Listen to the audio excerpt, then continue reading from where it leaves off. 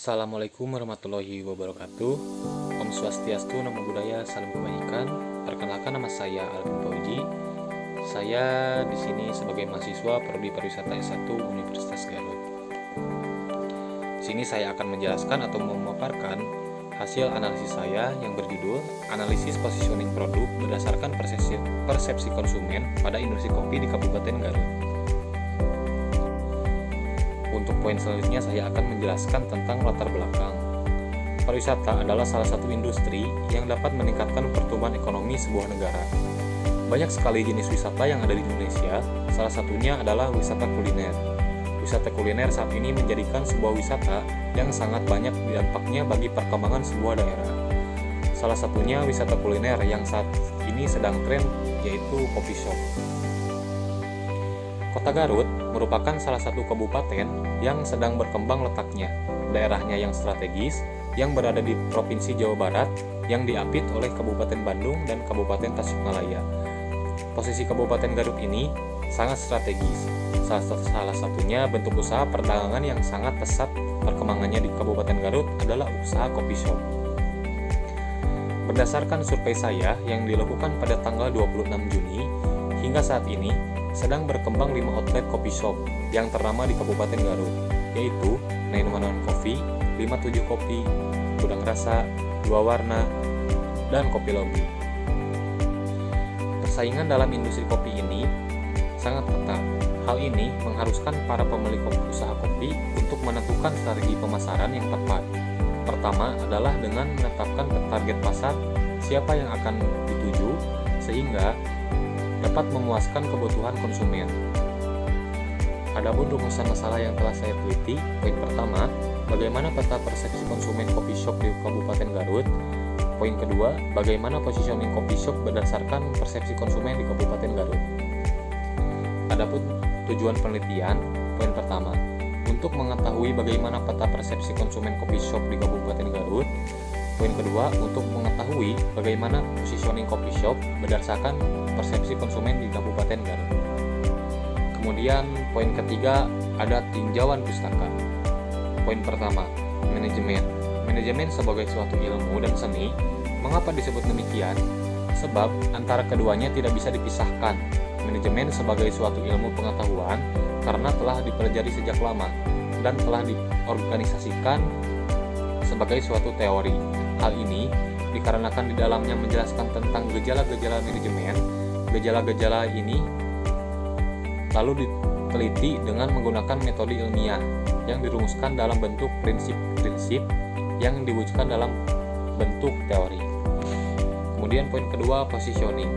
Menurut Kasali 2012, positioning adalah suatu strategi komunikasi untuk memasuki ke dalam otak manusia agar produk atau merek mengandung arti tertentu yang dalam. Beberapa segi mencerminkan keunggulan terhadap produk atau merek lain dalam bentuk hubungan asosiatif. Poin ketiga, pemasaran. Pemasaran atau marketing adalah proses penyusunan komunikasi terpadu yang bertujuan untuk memberikan informasi mengenai barang atau jasa dalam kaitannya dengan memuaskan kebutuhan dan keinginan manusia. Kemudian poin keempat, manajemen pemasaran. Manajemen pemasaran berhubungan dengan mengidentifikasi dan memenuhi kebutuhan konsumen. Manajemen pemasaran selalu berusaha memiliki keinginan para konsumen, menciptakan, mengkomunikasikan, dan memberikan nilai dan kepuasan kepada para konsumen. Dalam mengatur kegiatannya, pemasaran memerlukan sejumlah upaya demi melancarkan tujuan pemasaran yang telah terancang atau dirancang. Kemudian poin kelima, bauran pemasaran.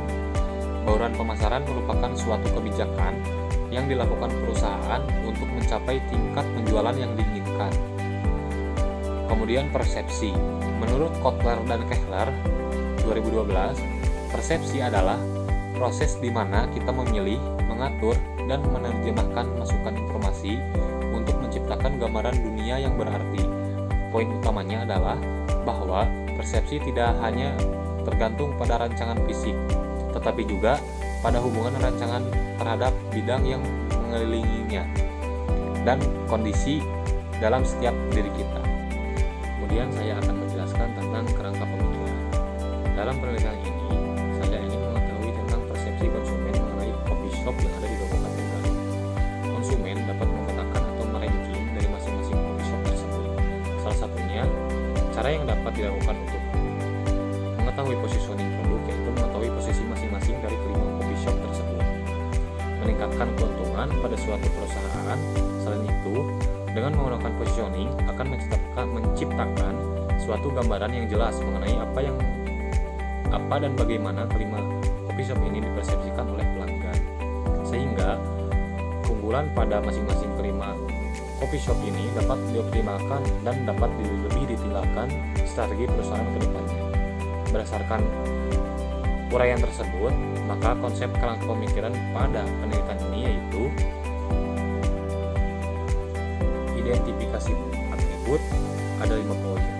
Yang pertama, food quality atau kualitas makanan, service quality atau kualitas pelayanan, price and value, harga dan manfaat, untuk kemudian atmosfer atau suasana, kemudian convenience atau kenyamanan. Kemudian dapat dipetakan di sini pemetaan positioning produk berdasarkan persepsi konsumen. Kemudian yang terakhir yaitu merucut menjadi posisi coffee shop. Selanjutnya saya akan menjelaskan tentang metode penelitian. Untuk poin pertama, objek penelitian yang saya teliti yaitu 6 kopi, 57 kopi, gudang rasa, 2 warna kopi, dan kopi lagi. Metode penelitian yang saya gunakan yaitu metode kuantitatif dan menggunakan pendekatan deskriptif. Untuk instrumen penelitian yang saya gunakan yaitu skala Likert. Pada penelitian ini, informasi yang diperoleh melalui penyebaran kuesioner disajikan melalui skor skala Likert, yang mana skala ini merupakan skala yang paling sering digunakan dalam riset berupa survei yang bersifat interval. Kemudian, hasil pengolahan data yaitu uji validitas dan uji reliabilitas.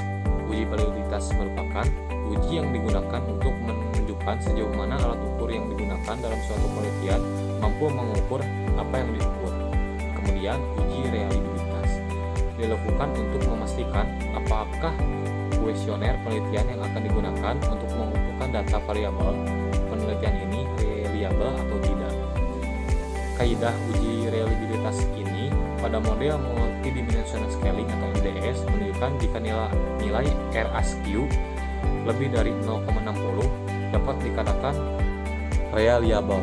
Kemudian variabel penelitian menggunakan interferensi teknik, di mana kedudukan setiap variabel sama, tidak ada variabel bebas maupun variabel terikat.